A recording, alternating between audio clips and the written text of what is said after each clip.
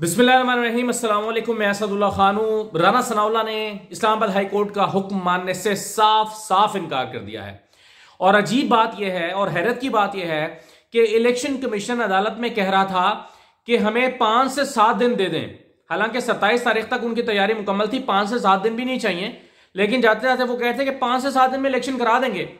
और अदालत का मौक़िफ़ यह था कि नहीं, 5 से 7 दिन आपको चाहिए ही नहीं, आपके बैलेट पेपर छप चुके हैं, सिर्फ सामान को पोलिंग स्टेशन तक ही पहुंचाना ना, हर चीज तो आपकी मुकम्मल है, तो वो आप पहुंचाएं, थोड़ी ज्यादा नफरी लगा दें। तो ये वो इलेक्शन कमीशन मान के गया, लेकिन राना सनाउल्लाह साहब कह रहे हैं कि नहीं नहीं नहीं, 5 से 6 माह लगेंगे, 5 से 6 महीने से पहले तो इलेक्शन मुमकिन ही नहीं है। भाई बैलेट पेपर छप चुके हैं तो इलेक्शन मुमकिन क्यों नहीं है?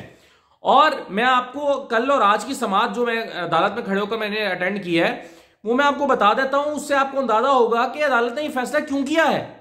अदालत ने क्यों आर्गूमेंट नहीं माना इलेक्शन कमीशन का, अटॉर्नी जनरल का, एडिशनल अटॉर्नी जनरल का, और फिर एडवोकेट जनरल इस्लामाबाद थे अदालत में, इन सब की आर्गूमेंट्स को क्यों नहीं माना? देखिए, बुनियादी नुक्ता समझ लें। बुनियादी नुक्ता यह है कि इलेक्शन शेड्यूल जारी होने के बाद कोई नई चीज नहीं आ सकती। जब इलेक्शन शेड्यूल जारी हो गया तो जो हल्का बंदियां हो चुकी हैं उन्हीं पर इलेक्शन होंगे। यहां तक कि अदालत में यह आर्गूमेंट भी दिया गया कि अगर इलेक्शन शेड्यूल जारी हो जाए तो फिर कोई कानून साजी भी उस पर असरअंदाज नहीं हो सकती, फिर जो हो पहले से तय है वही होगा।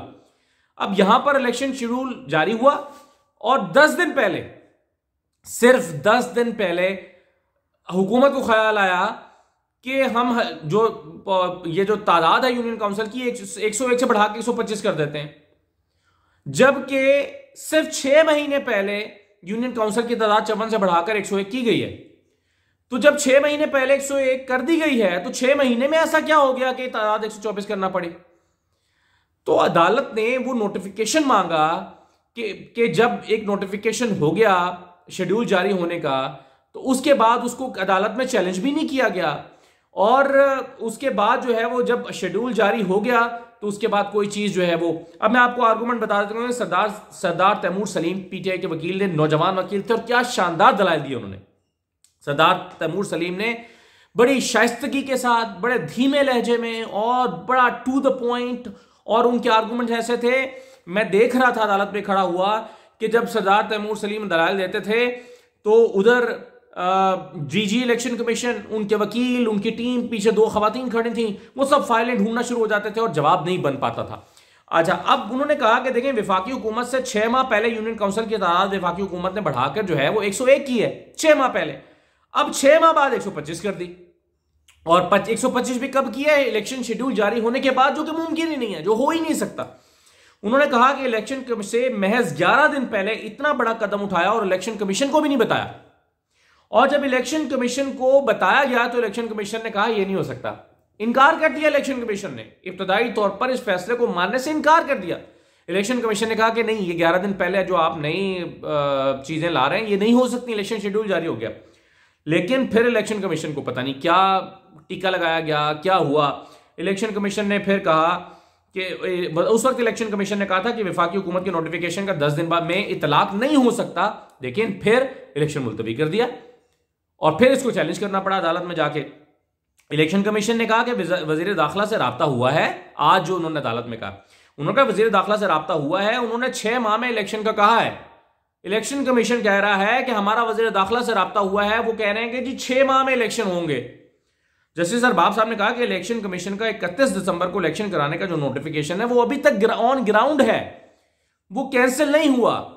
जो 31 दिसंबर का नोटिफिकेशन था कि 31 दिसंबर को हम इलेक्शन कराएंगे, क्या इलेक्शन शेड्यूल किसी अदालत के सामने चैलेंज हुआ है? अदालत ने पूछा। जैसे सरबाब ताहिर साहब के बारे में मैं आपको बता दूं, मैंने उनका पहली दफा केस, मतलब मैंने उनका केस, पहला केस सुना है। इससे पहले बहुत सारे इस्लामाबाद हाईकोर्ट के जजेस के सामने जो है वो उनका केस सुनने का इत्तफाक हुआ, लेकिन जैसे सरबाब ताहिर साहब को मैंने पहली दफा सुना। और धीमे मिजाज के जज हैं, एक जुमला सख्त नहीं कहते और कानून से आगे पीछे किसी को होने नहीं देते, मुस्कुराहट चेहरे पर रहती है। एक सवाल जहां पर वो समझते हैं कि ये इंपॉर्टेंट है, बारी बारी सबसे पूछते हैं।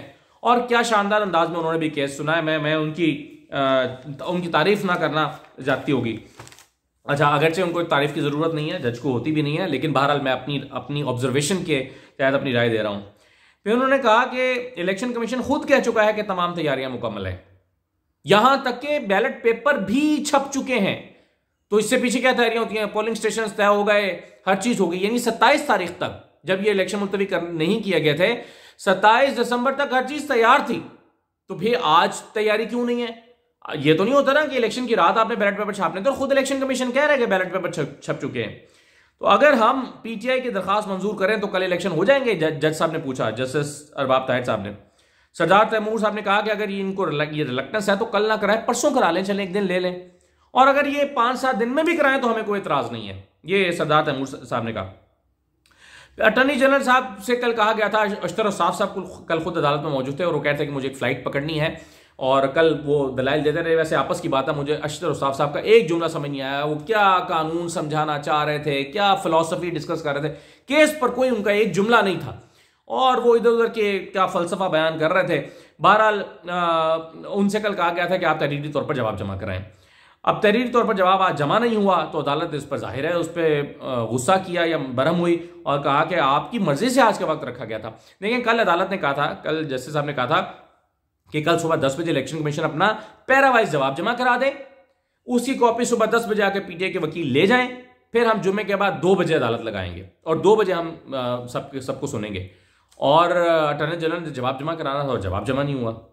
अच्छा, और ये भी कहा गया कि जी वो पहले किसी को दिखाना होता है, आज जी सुबह मीटिंग्स थी, फुला मीटिंग्स थी।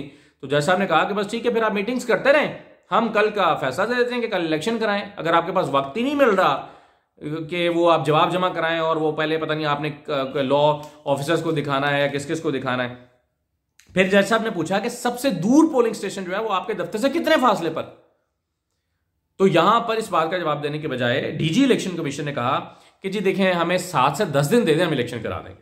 7 से 10 दिन दे दें।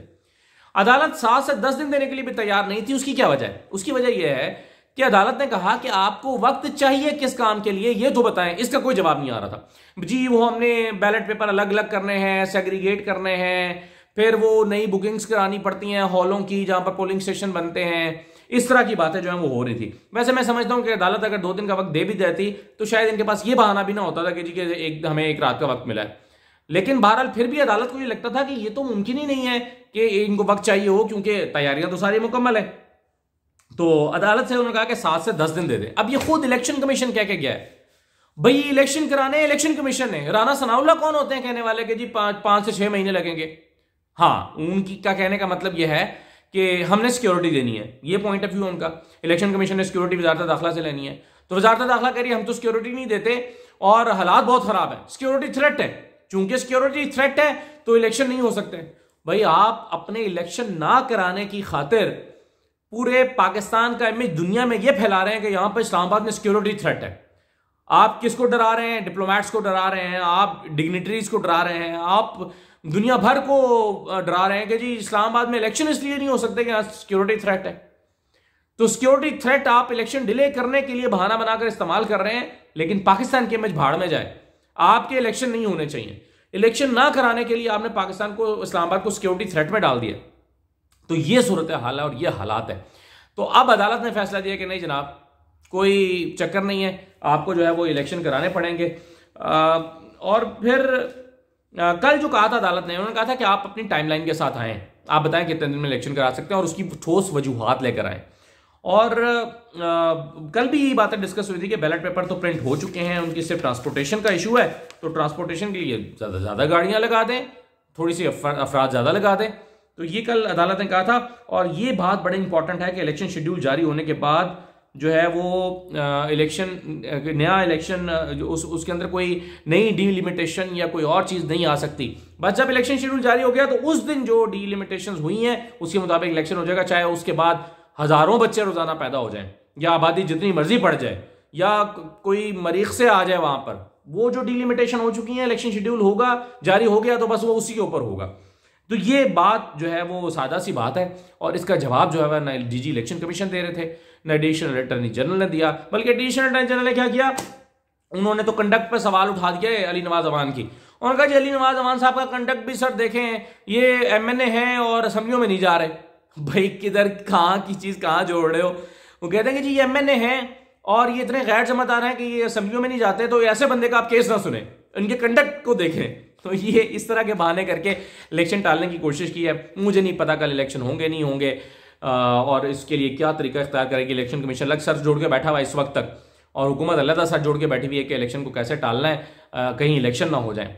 तो देखिए क्या होता है। बहरहाल अदालत अगर एक आध दिन का और वक्त दे देती, यानी कल की बजाय परसों करा देती, तो मेरा ख्याल है ये जो बहाना है कि हो बड़ा इमरजेंसी होगी, रात रात के अंदर हमें करना पड़ा, तो ये बहाना ना होता, एक दिन अगर मिल जाता तो। बहरहाल अदालत ने मुनासिब समझा और अदालत ने कहा कि किसी चीज़ की ज़रूरत ही नहीं है, आपने सिर्फ सामान छप चुका है, सामान उठा के पहुंचाना ही है ना पोलिंग स्टेशन पे, पहुंचाएं। अल्लाह खैर सलाह इलेक्शन कराएं, देखें क्या होता है। इजाज़त दीजिए।